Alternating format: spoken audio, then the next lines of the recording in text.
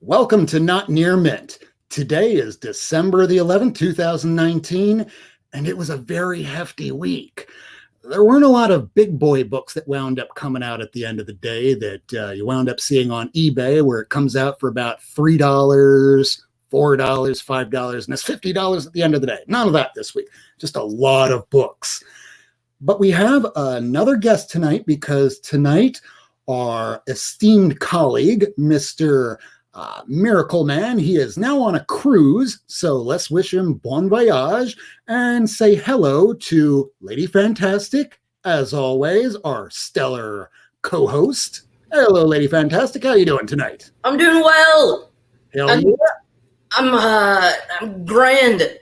I'm fan-fucking-tastic.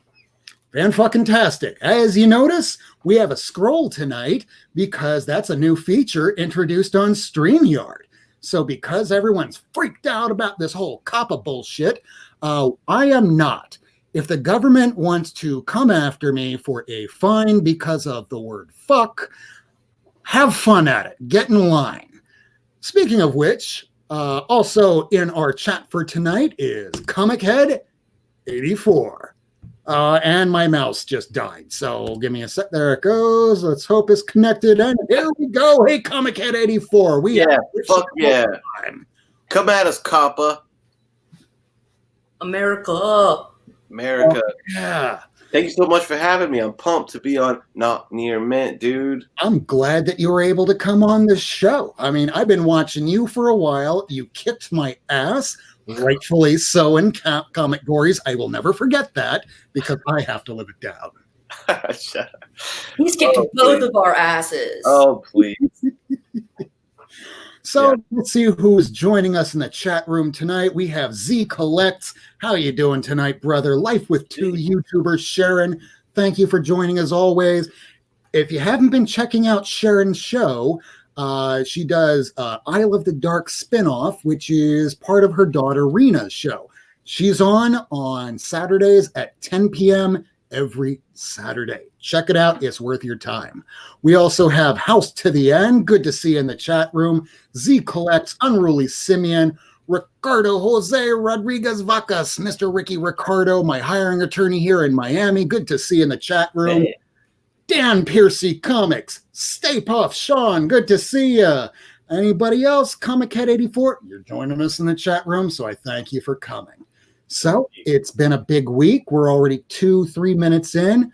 As I always just want to know, because today is New Comic Book Wednesday, we have our scroll at the bottom. We're going to wind up seeing everyone doing this soon.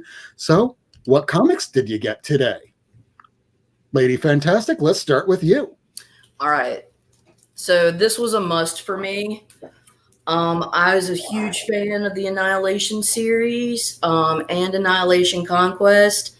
As such, I had to get it's the wrong way.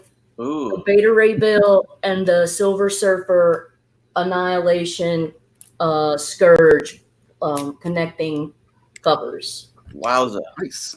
Mama likes it. It's so hot and sexual. And I can't read it. Yeah. And another newbie that I got. I'm just going to show a couple of newbies because everybody got the same shit. We know that. Another newbie was the Miles Morales, but I like the 2020 cover. I thought that was pretty fun. Oh, yeah. Yeah, I was like, I'm doing it, pulling the trigger. And so I got that one. I got the Goon #7. I love the Goon. It's really funny. It snatches the Limburger baby. So Charles Lindbergh, I don't know, he was a famous aviator, but his son, this is making fun of that. I mean, this is just great. It is such a fun comic. You should read it. All right.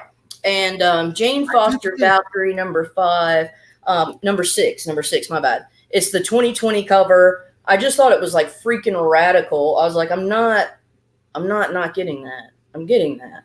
All right. I'm done. All right. So Nice. I just realized I am missing a copy of The Goon. What issue is that? Is that 7 or 8 now? 7? Okay, good. It just means I'm only one issue out, and I'll probably pick that up this weekend. So, how about you, Mr. Kenny? What comics did you get this week? Well, that's gonna, as far as new comic book day today, goose egg. Oh, In my hand anyway. I work late, so usually new comic book day evening, I don't get a chance to get to the shop on Wednesdays generally. But what's on my pull list is basically 2 books. I don't pull that much nowadays, but Batman: Curse of the White Knight is definitely going to be there for me to pick up.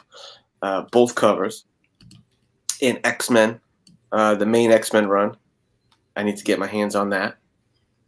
So those are the 2 main titles that come to mind for what I'm going to read from today. And, since our topic is going to be other means of getting comics, I did get a new comic today. This badass Phantom X variant cover is a new book I got today because it was sitting on my doorstep when I got home. Phantom X, one of the unsung heroes of the X-Men universe. that's killer. Yeah, isn't it so cool? Yeah, I love me some Phantom X. So yeah, that's a new book. And of course, a very generous AOK from my brother D-Runk. But yeah, no new books in hand, unfortunately, to share. Dude, Anything that you got over the last week or so? just show us what you got, bro. Yeah, just in general? No, backstage, man. What you were showing us backstage? Oh, shit. I mean, yeah, if we're not, because I thought maybe we would have like a new comic book day cap on this, but No, it's just about everything. When we go okay. to Comic Wednesday, most people don't even pick up new books. They're going, well, I got my X-Men number 3 from the 60s, and I got my Journey into the Mystery 83 today, and an 84 without a cover. Then that changes the whole game, brother.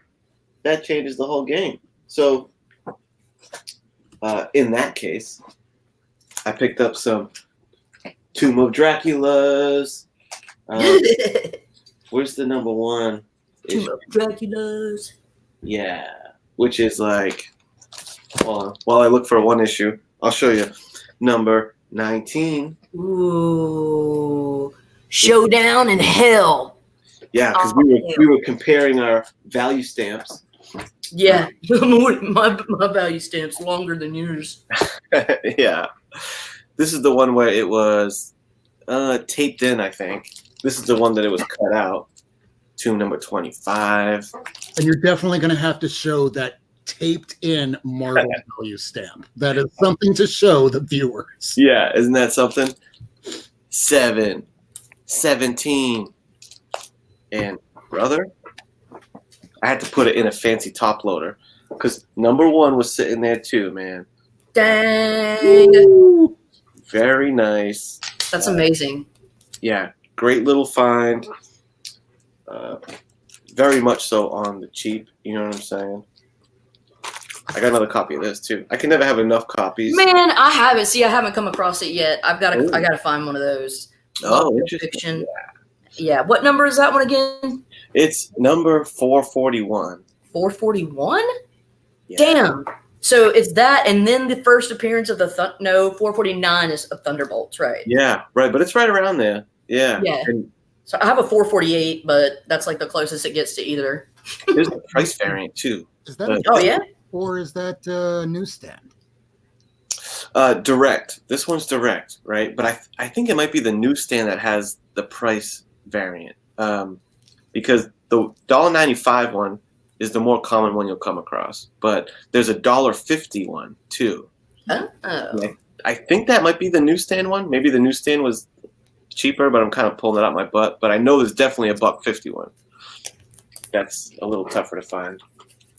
But yeah, scoop that one up, dude. I'd say it's worth it. I know that I don't have that one. And unfortunately, I did see that first Thunderbolts just the other week, and I was about to pull the trigger until he goes, oh, yeah, it's signed. Yep, pass. Unless I got it signed myself. I mean, this is something we'll talk about after. It's like, what makes you get a comic book? Yep. I'll show my stuff really quick right now because I want to get into this conversation because I have to be awake at 3 a.m. again tomorrow because my life is awesome. All right, so I will pop this out and say, what did, pray tell, I get in the briefcase? Ooh. So while I do that, I will jump on over to this other camera I have. And these are the books that came out this week. So I will tell you, I have only read one of these today, and that was it. I'll get to that, and I'll tell you which one that was. So Teenage Mutant Ninja Turtles 100 today, and warning, I should probably make up a banner, but I guess people, if you're watching this by now, you know who I am. Spoiler alert, Splinter dies. Again. Undiscovered Country number 2. This follows up from the last one where it's the United States of America in the future. Whew, that was a good read, and it was very much like Mad Max, but a little bit more highbrow. Now, I've been reading Silver Surfer Black this week. This continues the saga of what happened before. This is the variant cover that came out, and I haven't read it yet, but I'm looking forward to it. Just like Beta Ray Bill, because I'm a big fan of Beta Ray Bill. Captain America, I have not read more than the first 3 issues that came out because I'm missing a 4. I'll get a 4 eventually. Captain Marvel 13, where you discover that she's not really dark Captain Marvel after all. What? It's a trick. It's not a trick. Doctor Doom, issue number 3 by Chris Cantwell. That's a good run. Oof, I love Doctor Doom. I'm waiting to get to 6 issues or 5 issues, whatever is going to be a complete story, and then I'll just blast through it. Doctor Doom is one of my favorite villains.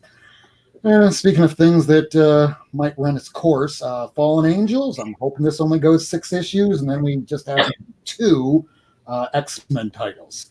Fantastic Four 17, I read the last 2. I got to tell you, I'm not looking forward to reading this 17. It feels like filler. Much the same. Friendly Neighborhood Spider-Man. The best I can say about this so far is it gave, I can't really say it's the best thing, but it kind of gave, it gave Aunt May cancer. Okay. Immortal Hulk number 28. It's continuing on with this brand new storyline. You can start picking it up from 26, and we'll figure it out from there. I don't know if this will be going past issue 6, but it's Jane Foster Valkyrie. It's Eve Ewing. I guess that's Al Ewing's wife. I still don't have any confirmation on this yet. Let me know in the chat. Now, this is going to be the big winner probably this week. This has the first appearance of Brianna Morales, who is apparently the new sister of Miles Morales. Oh. Speaking of first appearances, we have Morbius the Living Vampire number 2. And something to note with this, I've been looking around on Instagram, and a few retailers from the East Side wound up getting some of these books where this portion right here has been just lopped off. People have been saying, well, it might just be an overzealous comic store employee opening the books up with a box cutter. That's not the case. It's the first appearance of Elizabeth. It's a Van Helsing-like character. New Mutants 3. Punisher Soviet 2. It's Garth Ennis. It's too bad that we don't have Steve Dillon around anymore, but Jason Burrows, he's still a great artist. Looking forward to reading it. X-Force number 3. I guess now that we have Professor X dead for a couple minutes until the Eggman, the goose egg, pops it out, we have him back again because death means nothing. Batman's Grave, a lot more, we'll just call it SJW Batman because this is political Batman, and, well, let's face it. Oh, no. If you're a Republican, you're probably going to hate it. But guess what? You're probably a villain then. The White Knight, book 5. My shop did not get any variants, so I don't know what the variants looks like on this. I would have picked it up because I have 1 through 4 as variant. Not this one, though. But it's Joker. Yeah, the Batgirl variant. Yeah, I wanted to. Batgirl is one of my favorite characters. It's not like I got this because Harley Quinn was in it. This was just the that came out. If we're talking about favorite characters and all, I could just do that. Ooh, whoa! ring the alarm, dude. Again, I can thank Chino for that. I picked that up at a YouTube auction a while back. So let's move on to the next book. I've been telling everyone you should be getting the cover where it's Batgirl throwing a Molotov cocktail. My shop did not get any in, unfortunately. Looking forward to reading it. It's Frank Miller, so we're expecting a lot of that, the very opposite of that SJW stuff. Way to go, Frank Miller. Detective 1017. How many books can go that far unless you're 2000 AD? Variant cover. Far Sector 2, continuing on with the Green Lantern storyline. The Flash 84, which now makes it 84 issues of The Flash that I have not read, with the exception of the button issues. This is the comic I actually read today. This is Superman 18. This is the issue that finally reveals, for the second time in 5 years, the identity of Superman to the world. Surprisingly, it's actually well written.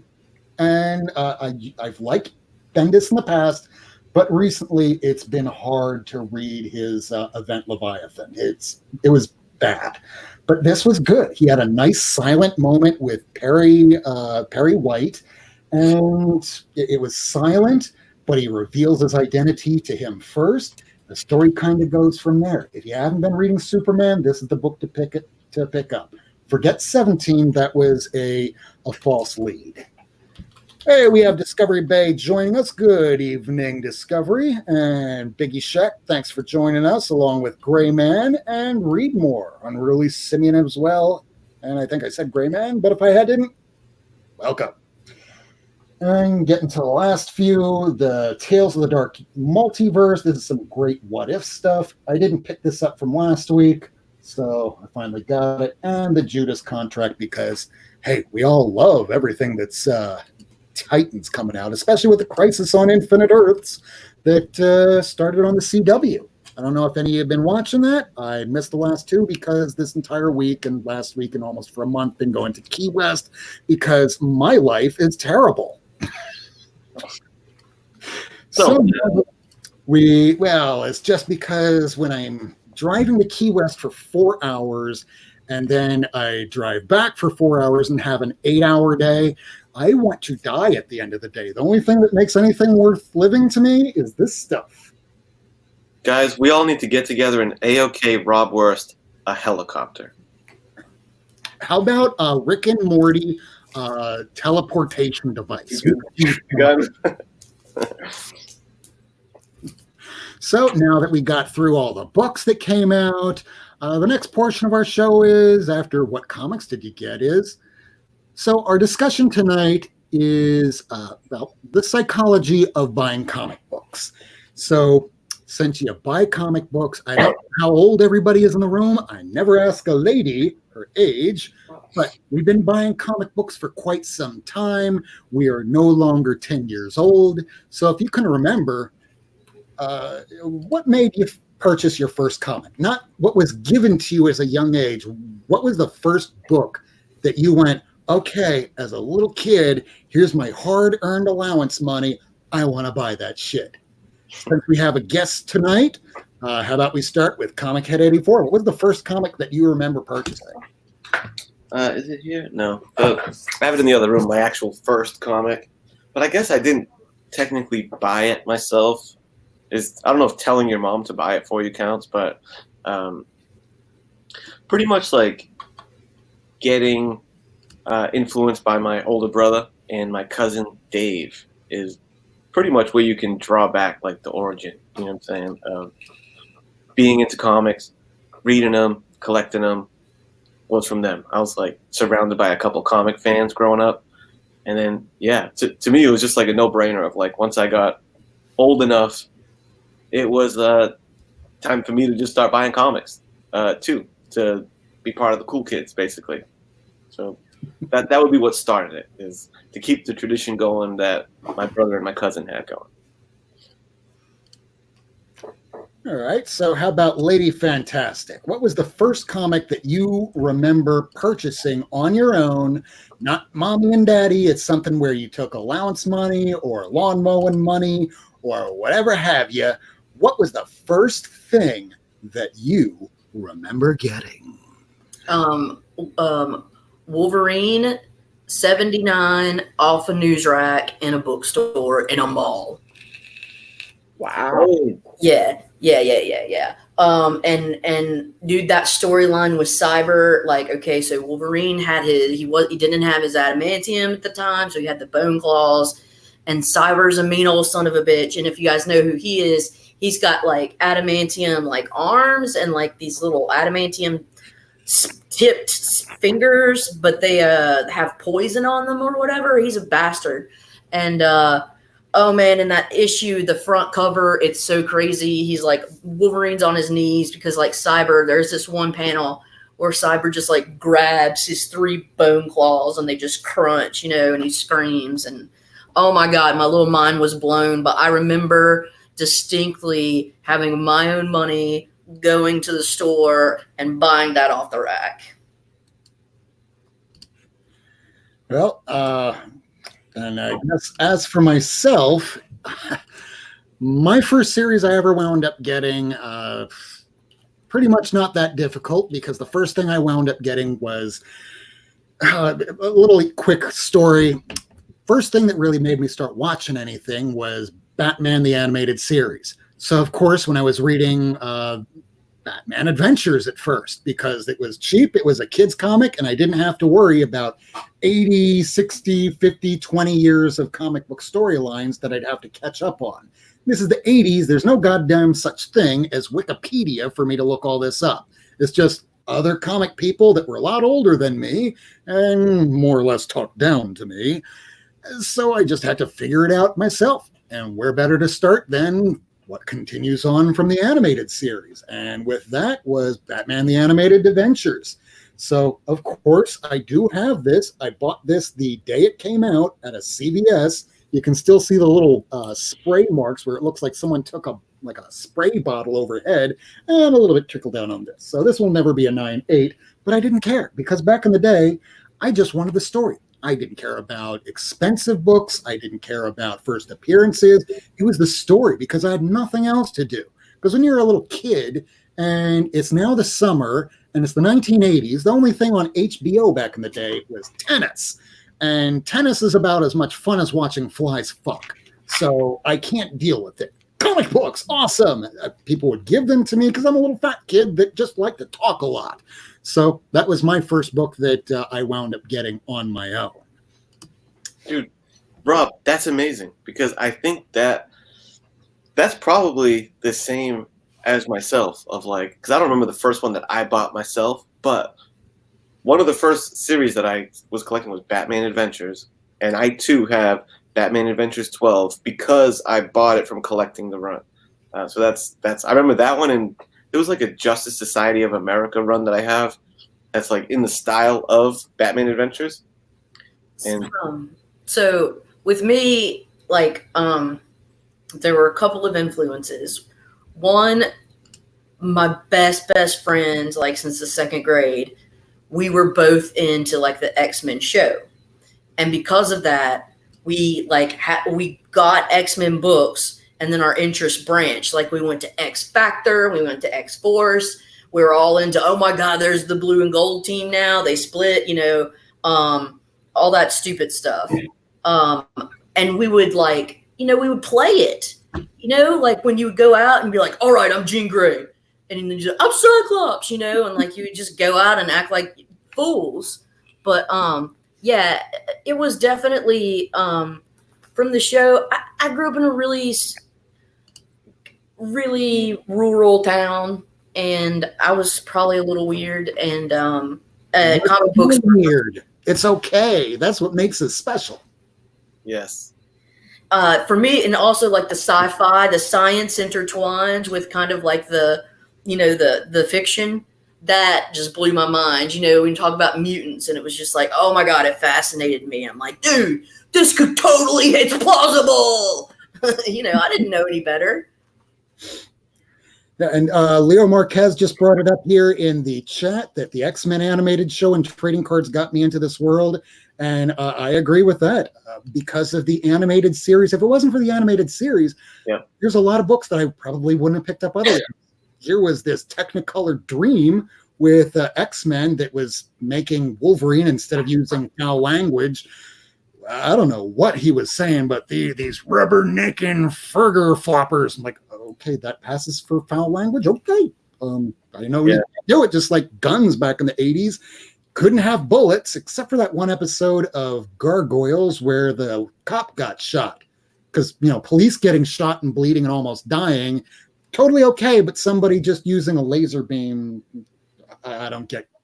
Yeah. I don't get broadcast. Those G.I. Joe gun battles was just like mad lasers and mad inaccurate firing. It's just like lasers missing everybody in every G.I. Joe gun battle.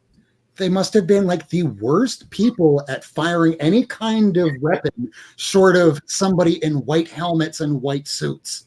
Yeah, they're supposed to be like elite soldiers. So elite that they can't even hit their mark. Fun times. Yeah. So, can I push this discourse along a little further? Oh, please. So we've covered the fact that we had to establish a purchase in order to get into the sick, sad habit.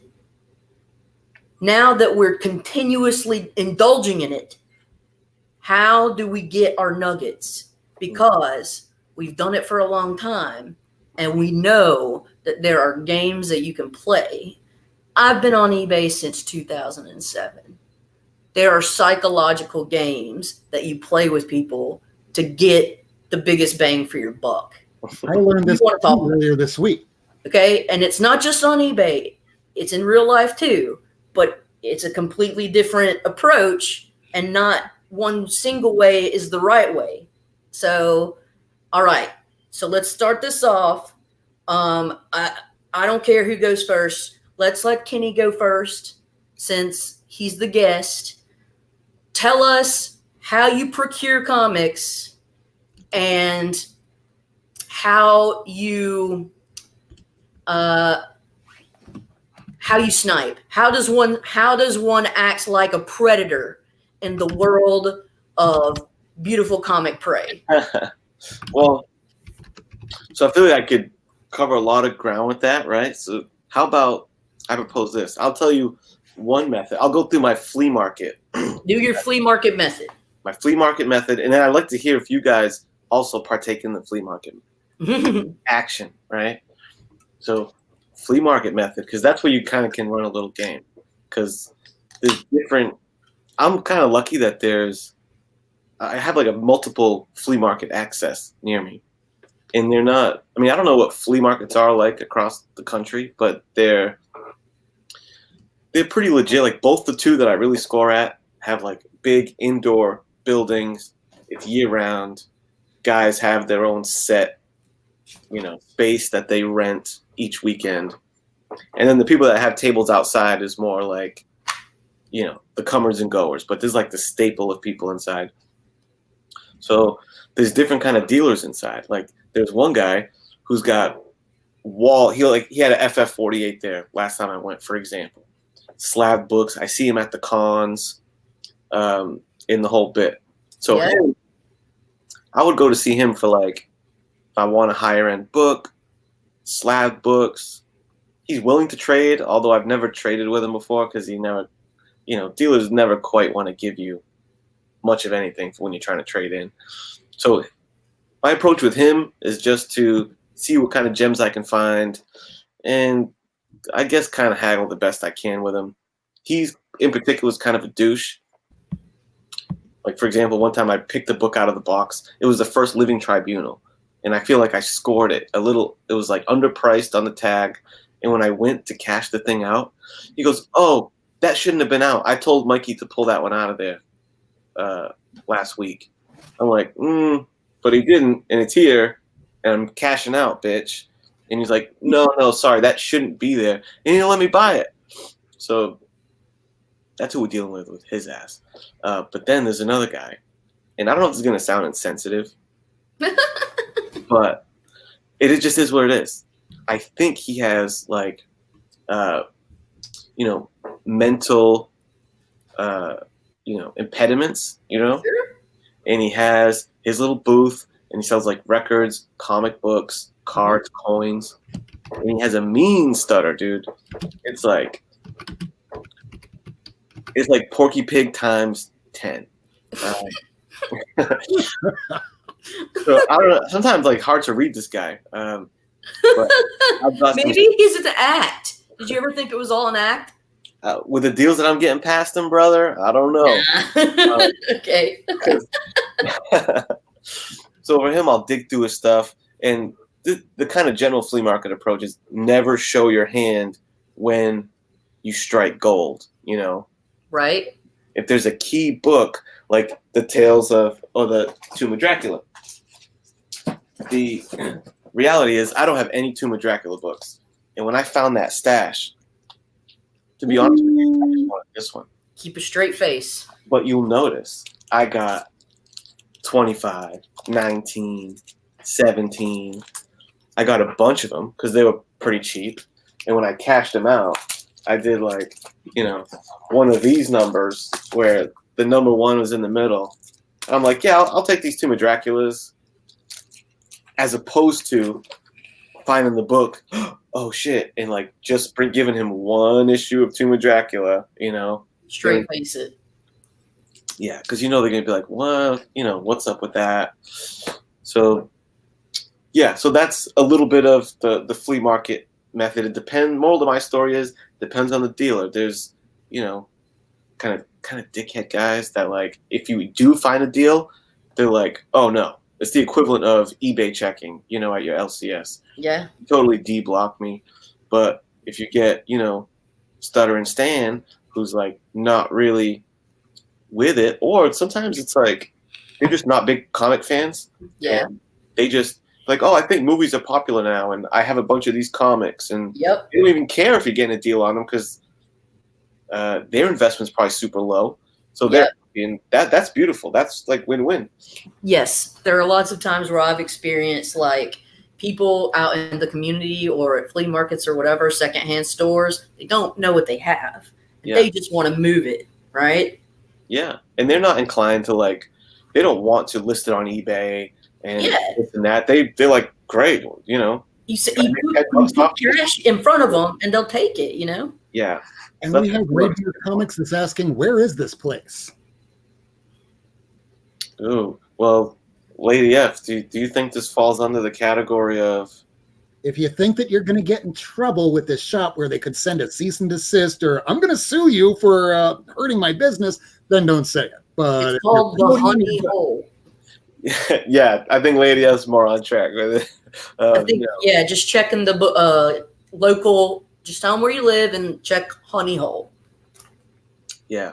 And I'm sorry if something bad happens. Yeah. Or, sometimes you get such great finds because you're one of the few people that know about it. You know what I'm saying? Sometimes when you go broadcasting. But anyway, I would say Raynham. I got 2 hotspots, but I would say to you, Raynham Flea Market. Check it out. That's where Stuttering Stan is. Well, down here in South Florida, we have a place called the Swap Shop.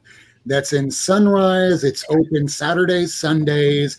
You go at the ass crack of dawn when people are setting up, and you just peruse the halls up and down until you see that one person with a shitty box of comics that looks like it came from the 70s and go, I will beeline right over to there. You whip out your phone for the the Key Collector app, and you start going through those boxes. Or if you're like me and you memorize the damn app, you just find those books and go, I'll take this. And then you present with a face that doesn't look like this when you're pulling out these high and expensive books. If you do that, they're going to overcharge you. Yes. But if you wind up going, hey, so I see you have this here, and so you have this here, and as I've been talking about these 2 books for a little while now, so I'm going to blow myself up for a second. So, as you know, I've been talking about two books that I've been trying to get for the very tail end of the year. Those books have been, as you were talking about, Kenny, Tomb of Dracula 10. There's a guy that's on my Twitter, and he might even be watching now, and I want to buy it from him, so I've been holding off. He says he might not be selling yet, so I went, okay. I went to Phil's Comics, where Brian, Take the Time Collectibles, he might be in the chat here as well, and I was talking books, and I was saying, hey, there's two books that I'm still trying to find by the end of the year if you hear things through the grapevine. The Tomb of Dracula 10, The Werewolf by Night 32. And this other guy in the shop goes, I got that. Okay. Do you now? Yeah, they're high grade. I had a whole bunch of them, but I think I might have one left. 99.9% sure. Like, good enough for me. So I waited. About a week later, he goes, yeah, I have it. You want to come meet me? Okay. So I go on out. Now, if you've watched Chris Rock's special, you'll know that if you are anywhere in the country and you find yourself on Martin Luther King Boulevard, you could get lost. It doesn't matter. But if you call somebody up and go, hey, man, I'm lost. Yo, man, where are you? I'm on Martin Luther King Boulevard. Run! That was adequately correct. Because I pull off of Martin Luther King Boulevard. It's right off of 441. And if you're in Broward, you kind of know where that is. Somebody this color shade of skin should not be there in a suit. And I was in a suit last Friday when I picked this up. I'm seeing these kids get out of a car talking about, hey, yo, man, I fucked that guy up. And here I am in my sunglasses just pumping gas and my shades. Don't look anywhere. Don't say anything. Just finish pumping your gas and get the fuck out of there. So I did, because the storage facility was about half a block up. So I'm like, damn, just don't let them know that I'm doing anything, planning on getting anything. Don't look excited because you're about to get a $1,000 book. And I go in there and he shows it. And I keep my cool looking face. And believe me, this is not a cool looking face. This face will never be cool. But this is the face I present. Look like the price would have gone up gradually. So just like if you're buying a car, you don't need to go, hey, this has a ding here or a ding there, or this is fucked up. I just went like, this would have been a great like 9.0 book if it wasn't for the fact of this little ding right down here that looks like a cat probably went, hey, look at this. And right as it went to go chomp, they went, no, kitty. So I went, okay, so it has that. It probably would have come out probably at an 8.5 or better, but if it wasn't for that, it brings the price down. And so did you bring that up or no? Are you saying that you did bring it up? I did. I didn't knock him saying this will turn it into a worthless book, because automatically I just lost all credibility if I did something like that. So instead, I just presented him with the facts, because rather than trying to get something at a steal rather than a deal, because there is a difference. Yeah. I'm paying like $20 for this and walking away. I'm an asshole and I don't deserve the book. That's just my opinion. I could be wrong. Just the same, I think it was Silver Age Dave that wound up, and the way he wound up picking up comics, he would look at Craigslist, look at Let Go, which is something I still do today. And what he wound up doing is he saw this book, The Avengers 57, but all he saw was about this much of it. Yep. Just enough where you could tell that's an Avengers 57. I want that shit. He drove out 3 hours. So when people are going, hey, Rob's risking his life for his comics, nice. This guy risked his life, his limb, 3 hours of his life one way, 3 hours another. Hey, the guy knows what it's like to drive a lot, and just but his day paid off because he wound up getting this at a really cheap price. And not only that, he was in a really risky situation because he it was a crack house basically, where the guy just kept saying, hey, you want some weed? You want some weed? It's like, yeah, there's weed everywhere. Everything looks dirty. I just want the books, man. So sometimes you take the risk, and if the risk pays off, sometimes you'll be like, Kenny and having these books all graded, or like me, Raw Rob, having them raw. Are you all raw collection, Rob? Raw. I don't have anything slabbed. After I sold those last Ultimate Spider-Man books during the Black Friday auction, which, by the way, I've been sent to Key Goddamn West every day this week, last week. For so long, I threatened to quit yesterday. Oh, man. You're sending me too much. I will fucking quit and go work at McDonald's. I don't care anymore. It's not about the money. It's about mental health, which is sorely lacking for me today. It's okay. We'll find someone else. So today I gave somebody a camera when you run on down to Key West. He got there and he didn't have to go at all. So, Rob, I have to go run that errand I told you about. Run that errand. It'll just be Lady Fantastic and I for a while. Once you come back in, we'll pick back up with you. I can't wait. Be right back, guys. And he will be coming back. But meanwhile, let's move it along here. So the next good question we would have, and I'm going to save this one for when he comes back, and we can kind of figure out what's what here. But Lady Fantastic, what do you prefer? Do you prefer the new comics that come out every Wednesday, or do you prefer looking for those old books? And the latter. I don't give a shit about New Comic Book Day. Like, I'll get excited every once in a while, but it's nothing. It is nothing compared to looking for old school books. Like, it does not do anything for me. Sorry. But when you go to look for those books, you wind up hitting those 50-cent bins, those dollar boxes, and you pull out some gems. I mean, there were ones that I don't even think you knew right off the bat, like that Ultimate. No, it wasn't Ultimate. It was a Paradise. Universe X. Universe X. Yeah. It was a recall edition.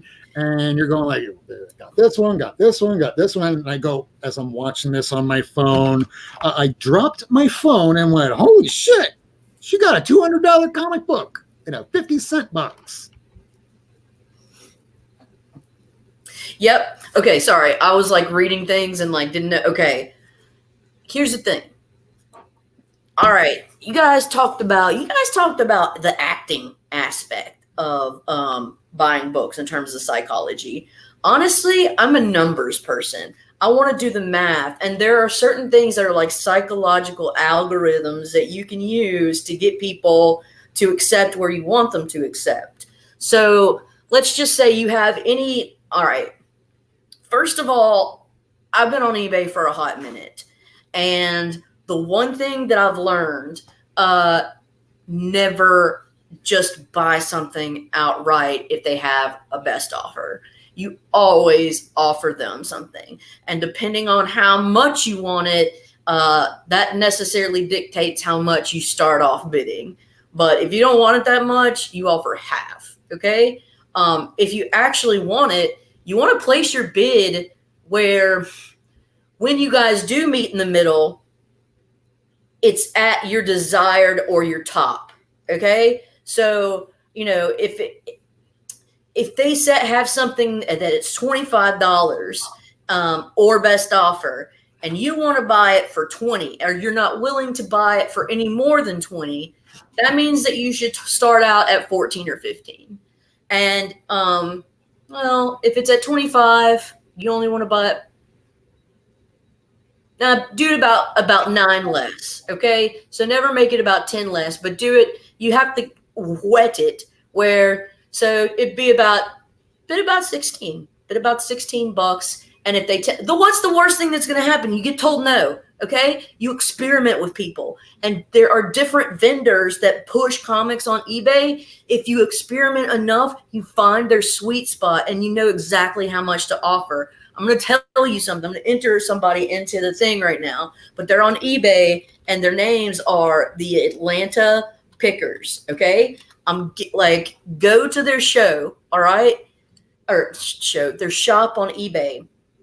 I found with them, whatever they're offering, bid half of that value, and they accept almost all the time, especially if you bid on more than one lot at a time. they'll do your best. So I'm just saying this store has an inventory of about 20,000 books, and if you buy more than one lot and you bid at half, they'll accept it, and they ship super fast. I'm gonna show you a couple of books that just came in today that I ordered like on Sunday or Monday.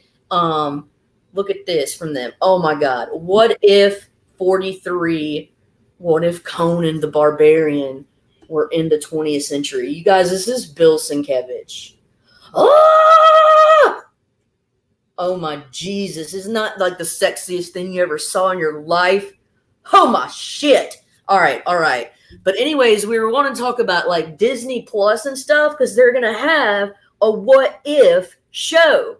And like we were going back and forth and we're like, dude, let's just BS on what do you guys think is like some of the likeliest episodes that are going to happen on the what ifs.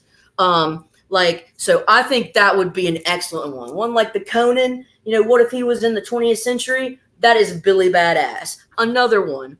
What if the Phoenix had not died? I mean, that's so crazy. All right. This is like my story. And then there's one more, and I would love to see, but it would have to be like animated or something. What if Thor were a herald of Galactus? So now, Rob, you go talk. Say some words. Make people excited. Words. Words, because I'm amped up on coffee and still have to somehow go to sleep in less than about an hour and a half. Yeah. Cuban coffee. Oh boy. So, one of the things that I did see in the chat just about a moment ago was from Justice for Comics, where he agrees he will make offers on listings that don't even have a make an offer. He'll message the seller directly. Way more often than it doesn't, especially considering knowing that eBay, we have a secondary name for it. It's a lot more accurate. eBay. That's good. No, I mean, that's totally fair. And I think that's a really good and really smart philosophy. And like, if you have, if you hold yourself to certain standards like that, you will definitely get the most bang for your buck. Just straight up. Like I got this in the mail today, but I got it off of eBay. It's an Avengers 144.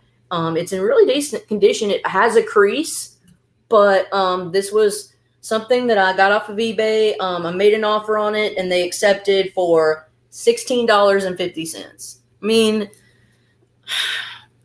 that's good for me. For a 144 first, like Hellcat, Patsy Walker, I mean, you go and look on eBay and look at the prices.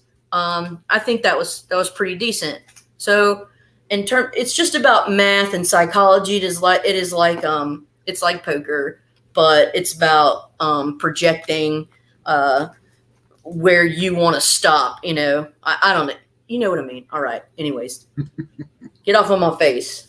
Yes. Other people's faces. So other than eBay, you can try that exact same method, whether it be on LetGo, on Craigslist, but the main place that you should be going to go shopping for comic books should be Instagram. I mean, up until I started doing this show, I was never on Instagram. For me, Instagram was just a way for people to look at celebrities and whatever some asshole was going to eat for the night. Do you know where else is a crazy place to find that I found really cheap comics? Etsy.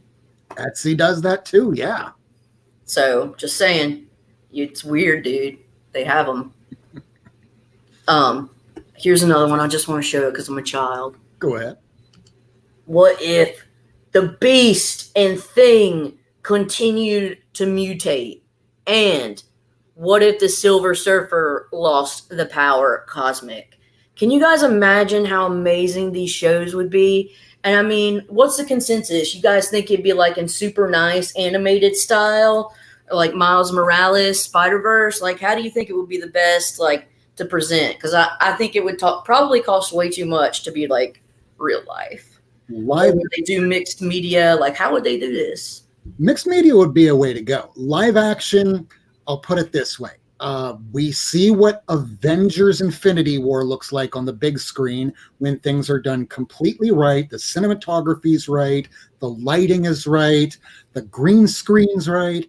And then you see the Crisis on Infinite Earths that the CW is doing, where you just watch two people that clearly don't have real powers in real life. And all they're doing is standing around going, you go, oh, okay, they're doing something. Animated's the way to go, because until you finally get to that position where you can spend upwards of $100 million on a single episode, Disney has a lot of money, but it's not made of money quite yet. I mean, after all, you just had the Infinity War trailer where they put the president's head on Thanos and presented it as though he was the good guy. So and he was proud of it too. I mean, or the Avengers defeated everybody. I can't even, dude. I'll throw up in my mouth and we talk. Disney has a cease and desist policy that is so strict, yet this guy throws his head onto a trailer, and I'm going, wait, what? Where's the cease and desist? Usually they get to that in like 10 minutes. This one's like, what if the Watcher like interfered in like human events and stuff again? Like, and this is so funny. It says right here, it shows a signature. It says, what if Bob Layton could draw? Oh! I think that's so funny. So Bob Layton did this cover, but he like kind of did a little joke here. But yeah. That's actually the exact reason why that Universe X Spidey blew up, because there was like that little hidden message. Yeah. I can't remember who wrote that, but they were pissed at somebody. I think it was Bob Harris, but you know, if someone's an editor and they tell you no after you worked on a story, whether it's art or writing. But was it like Milgram who wrote it about Harris? I think it was Al Milgram that wrote it about it. Because as you saw right there, that was something that he did. That's something a lot of artists did and still do today. Well, that was Bob Layton. Rother. Oh, I got these little El Cheapo dollar ones, but man, I freaking love them. I got the Tale of the Teen Titans. So when you're getting all these things, knowing that eventually you will run out of space, I mean, you do these comic book auctions on Friday nights with Short Box Padawan, and ooh, yeah, you just sold that first Nova to somebody in one of your last auctions. Discovery Bay. There you go. And speaking of which, if anybody's watching right now, we had a Black Friday auction a while back. I am still working on sending books out because my life is awful and I'm running to Key West all the time. Your books will be coming. I do apologize. I will throw some extra stuff in there if I can for anybody that still has some room in there. Because for me, it's about getting rid of stuff because I have not enough space left. Because books keep coming out every week. This is how much just came out today. And if this is 1 week, so I'm going to put that at the edge of my screen, and then we do another stack and another, you run out of room real quick. So what makes you keep getting books? And what makes you go, you know what? I might have to put that one back. Well, that's like a whole thing unto itself.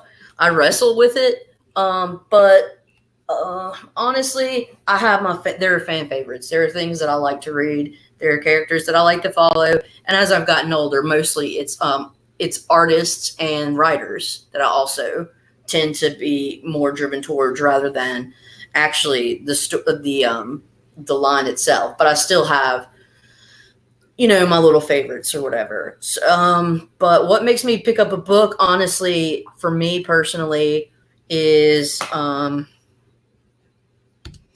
if it's for, so there are two reasons that I pick up books. One is for me, and then one is to turn so I can perpetuate my my hobby.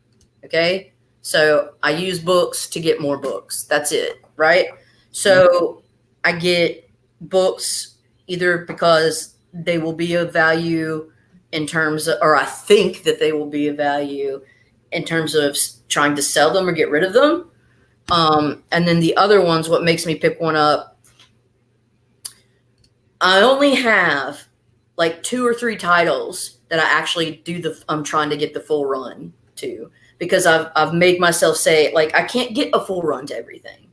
So only like Avengers, X-Men, and Hulk are the only ones that I'm actually like, so I have to relegate myself. And even those certain ones, I'm choosing not to buy certain numbers, right? Because some I consider like ancillary and crap. Like, it's not right, the real body of it. So those are the things that dictate that. And honestly, sometimes, yes, because we're all human, if it's a sexy cover, like, I can't help it. Like, that's part of the medium, is the art, right? Yeah, a lot of times I will buy something just because of the cover, because let's face it, if I'm buying this much stuff, I'm not getting a chance to read everything every week. But you might get those holiday times where you go, oh, well, here's that stack of books that I've been having for a while now. And one of those is that The Flash. And for me, I've been getting every issue of The Flash since, well, I haven't been reading since the 70s. I'm 40 years old, but I've been going back and piecing it up, because I know I will probably never have a full Flash run from like the first appearance of Mirror Master to today. I'm okay with that, because it's more about the hunt than it is just having that full run. Because once you have that full run, it's like the end of the movie The Truman Show. Yeah. So for me, definitely nowadays, I find a real sense of like therapy in going through the cheap ends, and just, it's a repetitive thing, but it gets out like stress, and you're looking, and man, it can be rewarding. And I use that, you know what I mean? I know it's like, dude, I draw and stuff, like, man, I keep, and I have like an eraser and stuff, and not an eraser, but a sharpener, all that jazz. We keep it old school here. None of that iPad There was a time once when I said, and this was right after I sold off a lot of books. This was back when I was going, I need to stay in my apartment, and I'll find another job. Oh no, I'm not finding another job. It's time to sell the books. And then I sold all the big name titles, including that one Werewolf by Night, Once Upon a Time. And I was ready to go, you know what? I'm ready to get rid of everything and go iPad. But something that I saw on Perry's channel, you can't smell digital. Yeah. I've honestly, guys, to tell you the truth, I've been thinking a lot about this Disney Plus stuff. And I know, just like you guys know, that what they choose to make episodes about necessarily impacts the books from which those ideas were taken, right? Or originated from. I really think that I have this feeling, and maybe I'm just full of crap, but I have a feeling that they're going to do some Young Avengers stuff, okay? And the reason why is you can't smell or sell digital. Smell or sell digital. I don't know what that means, dude. I don't know. Maybe I'm not cool enough. Because it's digital, try smelling your phone. And just the same, if it's online, they can always take back their rights. So you can't sell digital. Durka. Yeah. Okay, that makes sense. What was I talking about? Okay. I got Disney Plus. My mind is yeah, I think they may be, well, or in the Marvel Cinematic Universe. I don't know which one, but I think they might. I feel like the Feige brothers have planted seeds for the Young Avengers, is what I'm trying to say. You are correct. And because of that, I feel like it might be a wise choice if you guys do something like I do, which is get comics, flip them to get what comics you want. I feel like Young Avengers right now would be a good thing to get. And I've actually gotten a couple of lots for cheap off of eBay, and they're on their way here. Huh? You just got one, didn't you? Yeah. That director's cut. So here's the thing. Also for on eBay, you need to be very detail oriented. So people will put up lots and they just want to push it, okay? And they also don't know what they have. I was looking at this one lot and it was 10 books listed for $14.99 or best offer, and every book was a director's cut book, and in there they had a Young Avengers director's cut. Okay, it was $14.99, free shipping, or best offered. I shot them a 12. They accepted. I got 10 books for $12. Young Avengers 1 director's cuts in there. It goes for double that or more on eBay. So if you can pay attention to the little things, you can also pick up nuggets. I bet you know that, Kenny. Is this Spec Talk? Yeah, no, well, it is. It's Spec Talk combined with like eBay how-tos. Ooh, I feel like I could use some of those because I don't do anything too special on eBay, and I saw you alluding to some tricks of the trade, so I'm all ears. So, man, here's the thing. Do you go and browse through just like lots when people will say they list lot, like, or you just say comic lots or you say Avengers lot? Do you ever do things like that? You say the name and then lot? Right. Not that much. No, not Okay, very often. brother. Here's the thing. You got to do that. Okay. All right. Through for the little corner of the Avengers. Right. Is like Rob was saying. Anything. Enter name lot. Okay. And that's how people that don't know what the hell they have list comics. And so I was talking about how you could take advantage of someone else, the ignorance of others. Bless you again. I had to mute that. So I had just won a lot. It was a Young Avengers lot because I was talking about how I feel like the Feige brothers have planted the seeds for Young Avengers in the MCU. All right. And so I was like, man, I think that it's something that it's worth investing in. And because of that, I bid on this lot. And it was like Avengers, Young Avengers, Star Wars lot. Okay. But it was 10 books for $14.99. Every single book was a #1 director's cut of something. In that lot was a Young Avengers 1 director's cut. Ooh. Okay. Nobody bid on it and they were taking best offers. I shot them $12. I won the lot for $12, free shipping. Wow, for a whole lot of books? There are 10 #1s, Free shipping? one of which Killer. was Young Avengers #1 director's Whoa. cut. So you need to, like, if you want getting them by the lots, you can get some crazy deals. Per comic, you get cheaper deals. And if you just type in lot, that's how people that don't know what they've got list bulk items. Nice. Use them.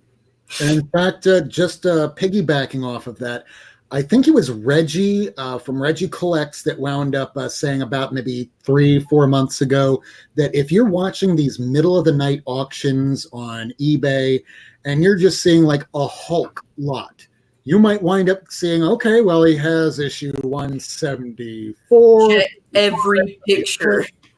80, missing the 181, 182, and you could probably get it for like $50. Because everyone just goes, well, I remember comic collecting from the 1990s. It's the 181 that's worth something. I have that. I'll sell that for a lot more. All these others are just crap. They don't know that 180 now is about $1,000 book. It wasn't always, but I could say that about so many things. Yeah.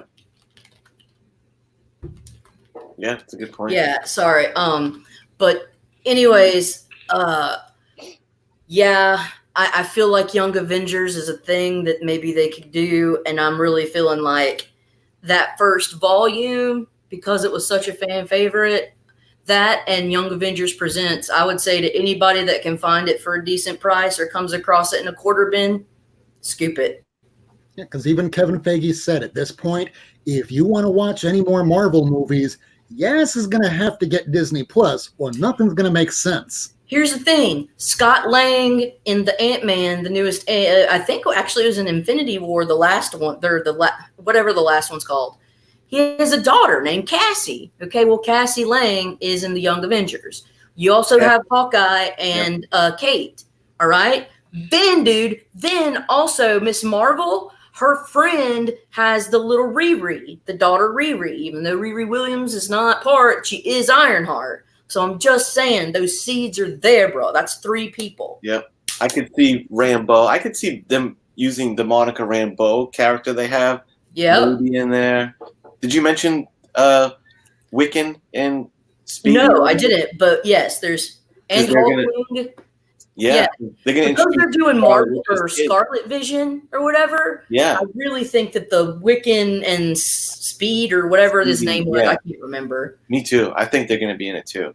So I'm just saying, guys, if you want to hop on a boat, if you can find it at a reasonable price, and also these are new ways to snipe items, eBay items for cheap.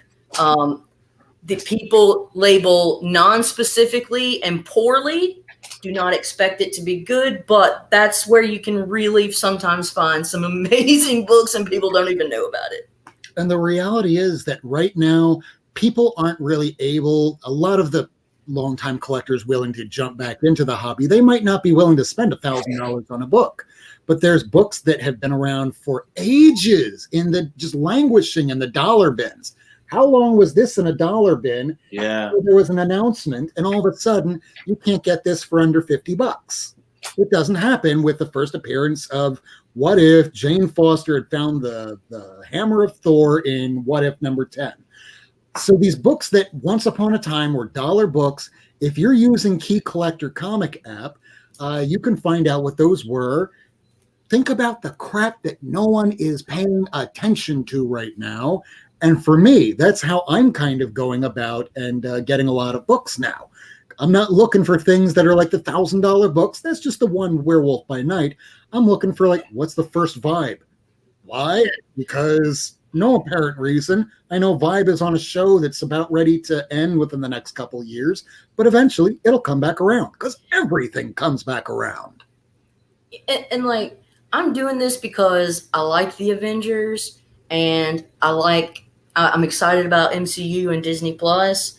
And so even if I never sell these, this is a comic set that I would love to have. You know what I mean? So it's like, I don't want people to think like, this is not really it's about perpetuating a habit, you know? Like never use your own product, but I love comics. And so you're an X-Men collector too, yeah? I'm a huge X-Men person. There's a book he's looking for, and Kenny showed it tonight on the show. Oh, did you? 101? Is it the 101? Yeah. Yeah. I used to have it, and I sold it because I'm an idiot. And dude, graciously gifted to me by my brother D-Runk. I couldn't believe it. Good man, that D-Runk. Has a fantastic label system, doesn't he? Yeah, a cut above the rest. And only the best. What crazy X-Men book did you get from Simeon recently? Well, Simeon gave me X-Men 14 First Sentinels. Yeah, that's the one I'm thinking of. And then, though, Steve Whiting gave me 28 First Banshee. And that was high. It's super nice. It's super. There's not even a tick in the spine. Wow. There's not a tick in the spine. I know. I was showing Rob. It was nuts, dude. She showed every angle, and it looked like my Batman 181. There's like not a crease, not a fold, not even a waver. It looked like it almost just rolled off the press. There's like one little fold that breaks color, on like the open side, but it's not super noticeable. I don't know. It was just like, holy crap, I'm gonna faint, dude.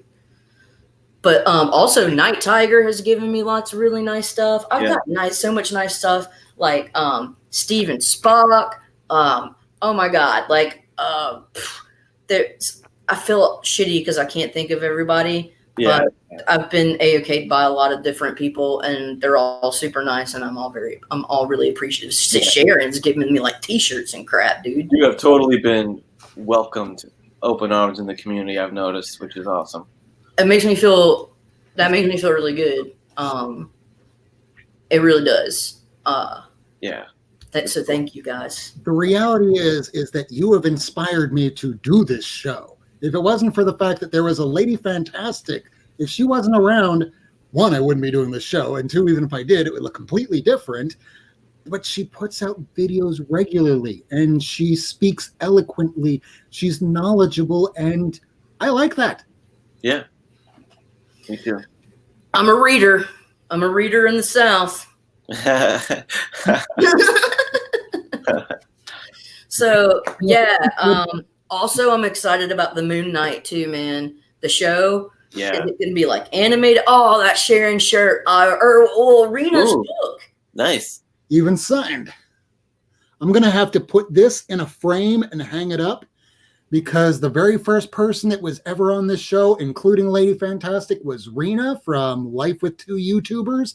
Again, check out her show Saturday night, 10 p.m. Eastern time, because Rena Mountain, I think, hosts it. And Javi, Conquistador Javi, he will be on the show coming this Saturday. I think he was on last Saturday. I think Sam's on this Saturday. You're right. Sam from Tangled Web is on. Sorry about that. Which show are you saying? On Life with Two YouTubers. Oh, okay. Yep. Okay, yeah. It was sent to me. I still keep it. I'm going to put this right underneath it when I get it framed because I'm a dork like that. Yeah, so no, I think Moon Knight is going to be animated, don't you think?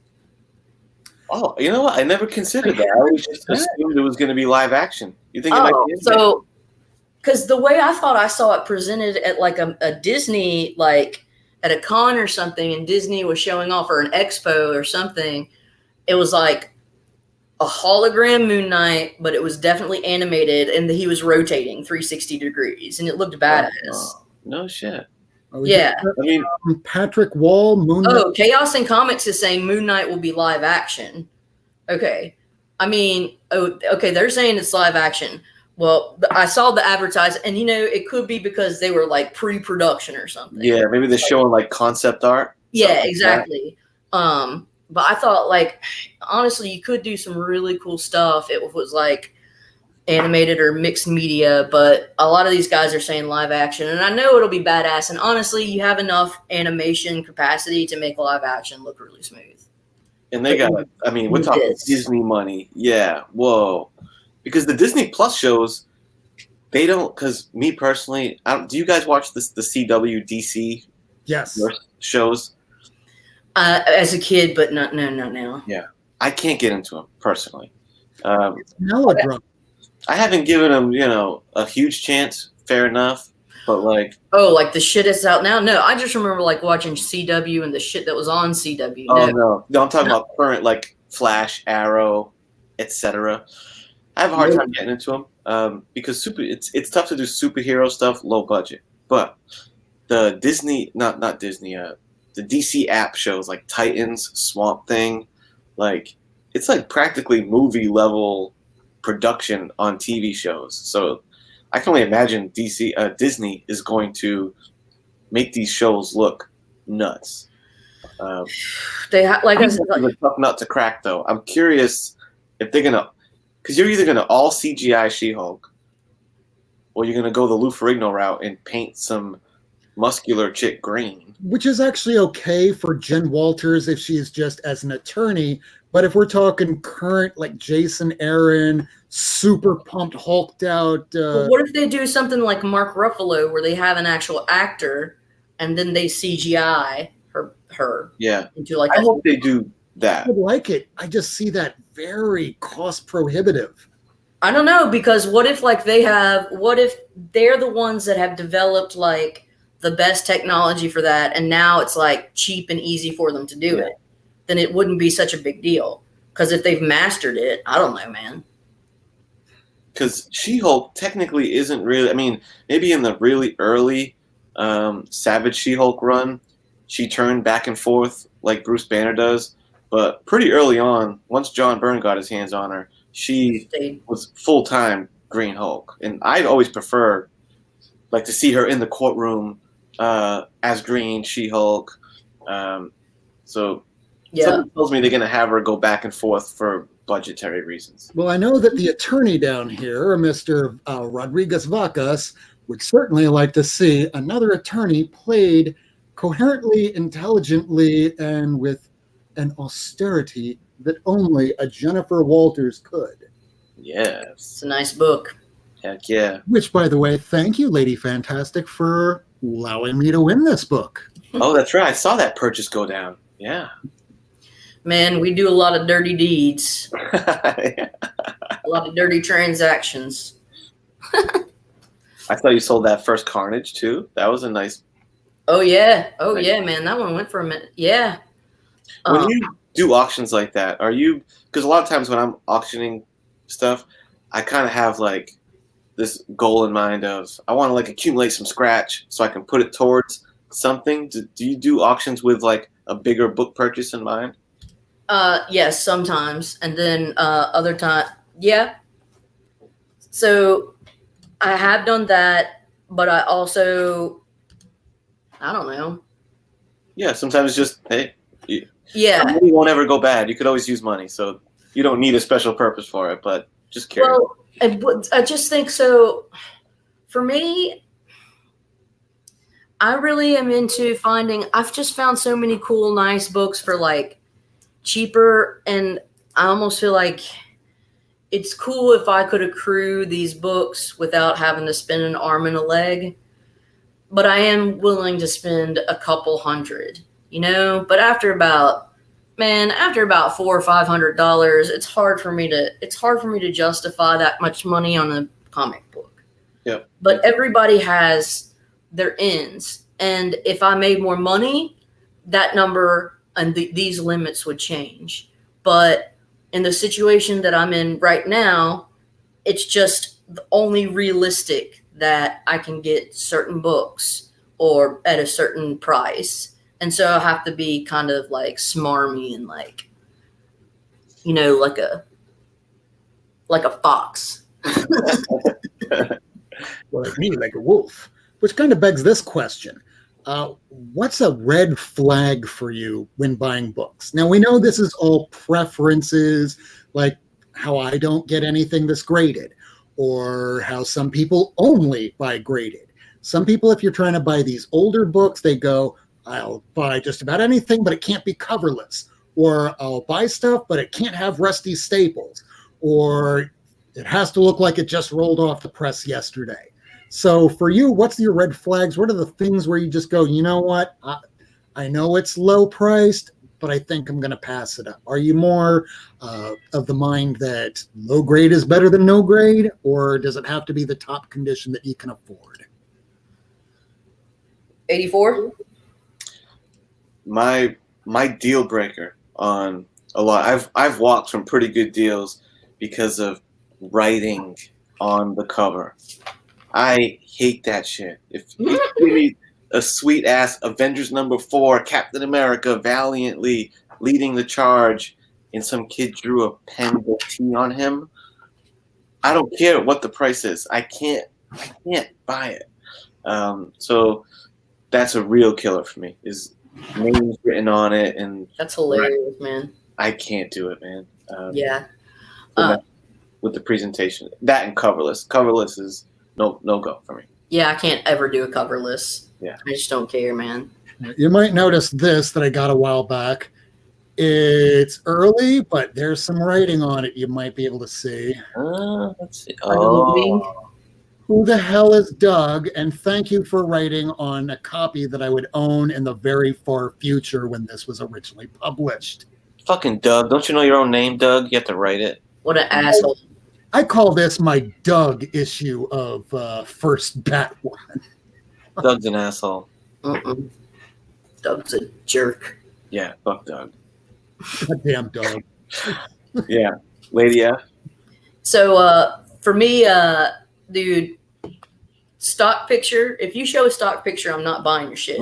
Yeah. On eBay. Yeah. Like, And honestly, like if you only show a front and if it's pixelated, so if they're not transparent with their item, I'm not going to buy it. I never buy a stock item, a stock picture book ever, because you will get screwed.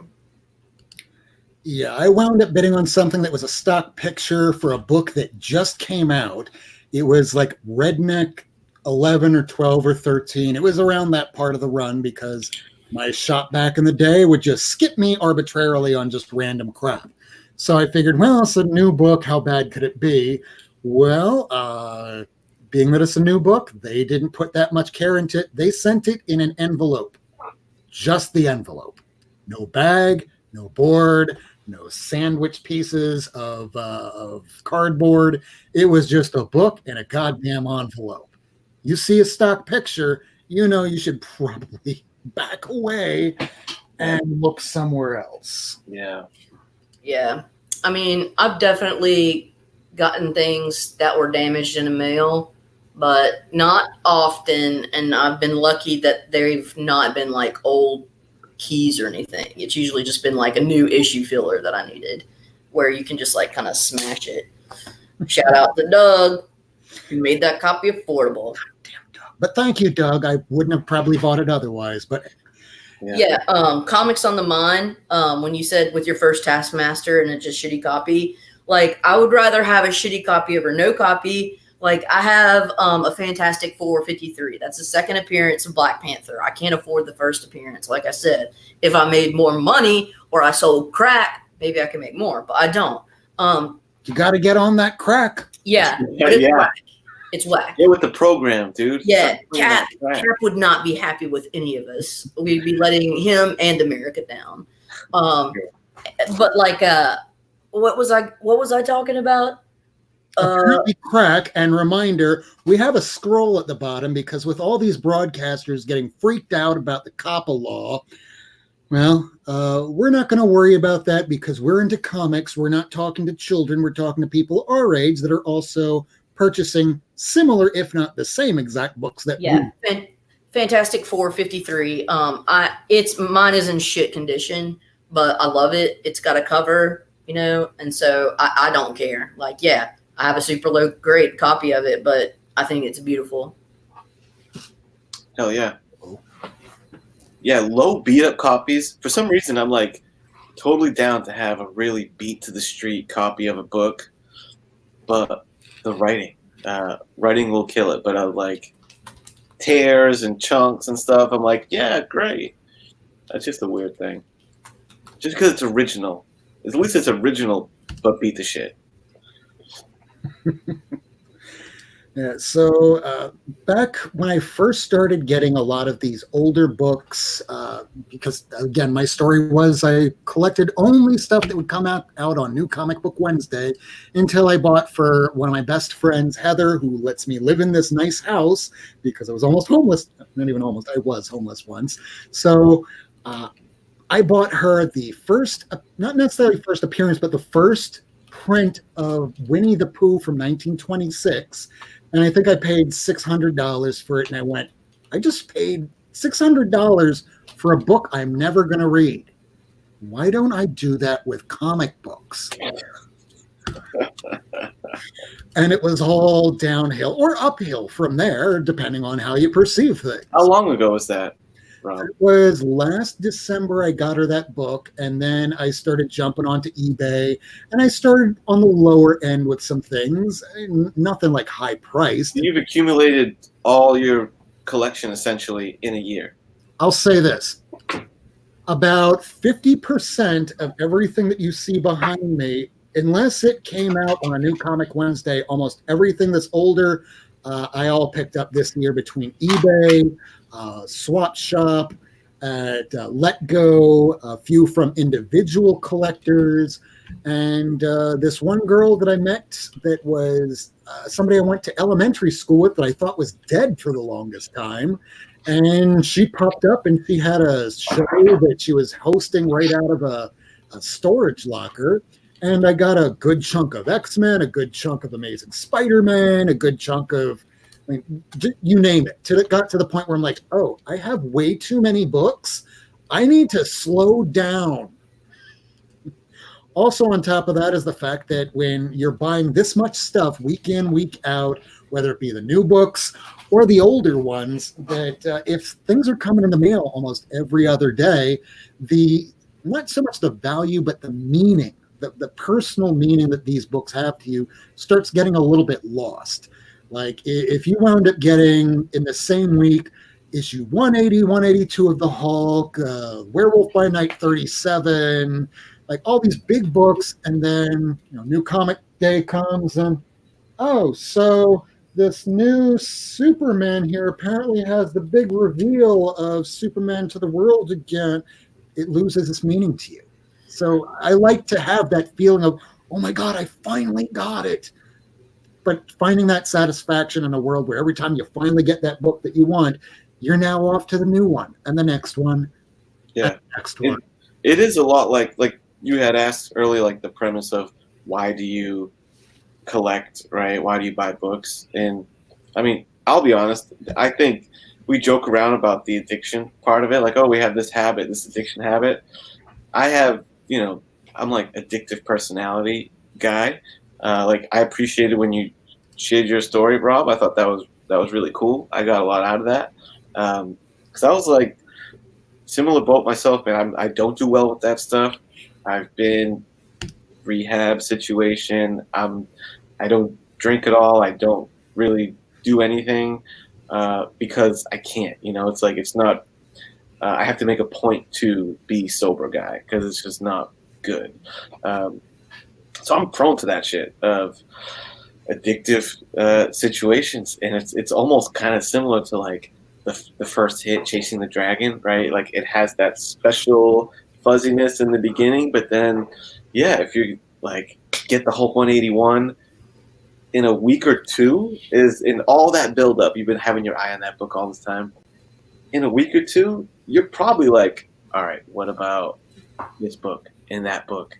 And, as far as habits go, I think dope, awesome. I'm glad that this is my like addiction now. It could be way worse. This is the best addiction right now. Like substances, I've like literally flushed. I don't even want to think about how much money is flushed down the toilet. Like, gone, see you later. At least this, if you're in a jam, if you need to, there's resale value, and it's not just totally squandering money like other bad vices do. You know what I'm saying? paper real estate. Yeah. Now you hit on something that and I knew it personally, I knew it in my heart, but it's not something where it's kind of like you can give someone advice, but oftentimes you just don't follow it. With these new books, during the auction that we had during Black Friday, which again, we'll get everybody's stuff out as soon as I can. It's just hard to live right now. But when I'm looking at these new books that come out week after week, that you're spending $3, $4, $5, $6 at some points, when you go to resell a lot of these, I put up a lot of, I think, Savage Avengers 1 through 7, along with the annual, and I think I started it as $1, like everything else. And then all of a sudden I go, okay, well, I get to selling for $5 altogether. So the value is really in, are you going to get the entertainment value where you will appreciate that book, or is it just going to fill space until you go, you know what, I never read it, I'm probably never going to, it's time to get rid of it. And instead of retaining that value that you initially put into it, that $3 book is now worth about maybe 37 cents now. Or you just hold on to it, hoard it. And yeah, we're all hoarders. We just have cooler stuff. I mean, I try to be mindful of those things, but yeah, I have a lot of shit that's probably worthless. I don't care. It's okay. Yeah, at the end of the day, it's okay. Don't care that much because it's cool to have the comics. Fine. It's still basically money well spent. But it's something that we all have to check ourselves on. Yeah. But for that reason that he said, I have intentionally slowed down on my new comic book day purchases. Did a little more digital reading. So I'm still keeping up with a lot of the titles that I want to read, but I have like slowed down a bit and trying to put money more into like the Bronze Age, at least Copper Age stuff. Like I feel like that's as good as gold, man. You can't go wrong with those books. Yeah. I'm gonna have to get off. I'm tired. And one last thing before we go, just to I'm sorry. I know you're tired. This is the last. I had to go to the dentist for 3 hours today. Yes, she just got out for 3 hours doing this. So this is the last question I'll ask you, and we'll sign off for tonight. Has Key Collector app changed the way that you buy your books? Yep. I mean, are you looking mostly for that, or is it just because you are reading it, or has it no effect almost at all? No, it has had effect. It is not. It does not comprise the majority of books that I buy, but it has changed what I buy. Like I have definitely bought books because I know they're in Key Collector app, and not because I give a about it. Just straight up truth. A new Comic Head 84, Kenny? Yeah. It's giving me hit lists on things that I wouldn't have known of otherwise, of sometimes just punching in a Batman villain, Riddler, and there's the first appearance, but like the third and fourth appearance, and it's helped me on like the minor keys, that I really wouldn't be aware of because people don't talk about them a lot. So I'd say it's helped me scour minor keys. And for me, it's revolutionized the way that I do it. There was somebody that posted earlier today on Instagram, or no, it was Twitter, Nick from Key Collector app, where he just said there's an article that just came out, and instead of having millennials ruin local comic shops with Key Collector app, no, it changed an ever-changing marketplace, and either places keep up or they don't. And that's where we are today. So whether you go ahead and you buy your books because it's the next issue that came out in a long-running series that you get, or you're getting it because it's a first appearance that you're going to sell later on down the road, or you just like having the book. There's no wrong way to do it as long as you enjoy it. So last thing I'll is go ahead, promote yourself. Lady Fantastic, do you have an auction coming up this Friday? Yeah, I'm probably going to get on just for the hell of it. But I always have low expectations and lots of books. So it makes for a positive time for me. Because anything above nothing is a plus. Very good. Just hanging out. Comic Head 84, do you have anything you want to promote? I would just say I'm not sure exactly the date, but I think maybe Friday also and Saturday there'll be some buy it now sale situations, and maybe even plus an auction or something. I'm trying to help a buddy out, so I'm going to do an auction and all that good stuff. So stay tuned. Friday and or Saturday night. All right. It's going up. Like those two with Draculas. Not number one. The other ones. I want the Tomb of Dracula 1, and I'm going to want those others too once I get to 10. Nice. So this is me basically about to sign off. I just want to let you know we come and do this show every Wednesday at 10 p.m. Eastern time. Every Wednesday, come hell or high water. Only time that we don't do it on a Wednesday is if it's a holiday on a Wednesday, and then we do it on Thursday. Hasn't happened yet. So thank you for tuning in. If you are here for the live show, if you're watching this on a replay, thank you for tuning in this late hour. It's now 11:33 p.m. on New Comic Wednesday, December 11, 2019. My name's Rob Wurst. You're watching Not Near Mint. I hope to see you again next Wednesday. Have a good night, everyone. Lady Fantastic. Night. Cat 84. Thank you. Yes. Hope to see you again soon. Good night, everyone. Bye. Thanks for having me, guys. Thanks.